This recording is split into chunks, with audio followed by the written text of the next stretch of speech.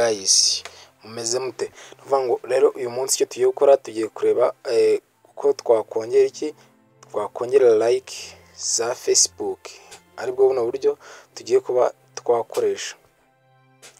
Icyo ugomba gukora, kora subscribe, comment, like, cyane cyane ukande subscribe na like kugira ngo tubane akantu ko kandi.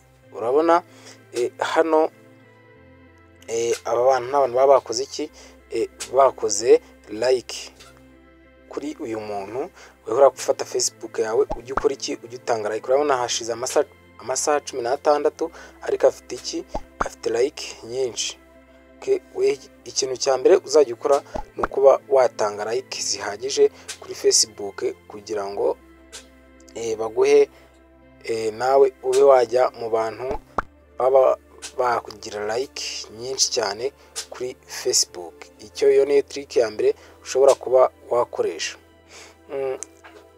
Ikindi kintu rero ugomba kuba wakoresha, urabona urakanda hano uze nyine ni ku inshuti ziba zakoze iki kuri ba bantu, noneho aba bantu baba ari iki, bari active muri iyo minsi. Urajya ukora add, urajya ukoraho iki add, kubera bano bantu twamaje kureba twasanze amaze umwanya ungarute, amaze amasaha 16 ayishyizeho. Urumva ko bano bantu baba bari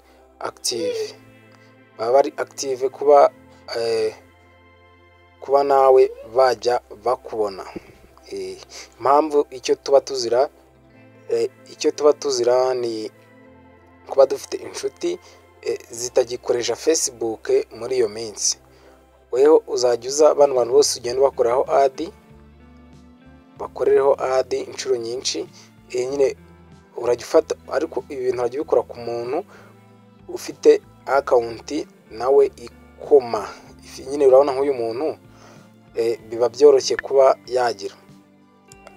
yaguha abantu bari active. Ntabwo uzajya uza kwadingira ahangaha n'abantu baba bagusabye ubucuti. Urabona iyi ngiyi imaze nk'umunsi, urabona nk'iyi ngiyi imaze iminsi ngahe. Wewe urajya uza ukanda bari abantu baba bari active, nabo bahita bongera bagakora iki, bagaguha like byoroshye. Kandi ka trick noneho waza kuba wakoresha uburyo noneho wakwa-uploadinga ifoto. Uraza uhitemo nyine uya-uploading bisanzwe iriho ifoto wari ufiteho, nyine ifoto ushaka nako gushyiraho uraya-uploadinga. Urabona imaze kuba uploaded, yamaye kuba yageraho. Urabona nk'uyu muntu amaze umunota ariko afite like zingahe, 7. Aba bantu rero bahita babyaza iki, umusaruro, ukaba aba bantu baba ari active ako kanya, bahita babona notification yawe. Kandi iyo uploadinze ifoto bahita bakubona byoroshye vuba. Urakora like, nurangiza ugende nyine bari abantu ba-uploading. Urabona iyi yamaze amasaha 4, nabo uraza ubadingeho. Dore uzajya ukoresha aka kantu, niko uzajya uba wadingiraho inshuti. Aba bantu umaze kugira gutya biba byoroshye kuba bakubona mu gihe wa-uploadinze ifoto yawe kuri Facebook. Kandi gatrike noneho kandi waza gukoresha, uraziye hariya. Urabona niya foto yacu maze umunota umwe tumaje kuya-uploadinga ariko nta like yari yagira.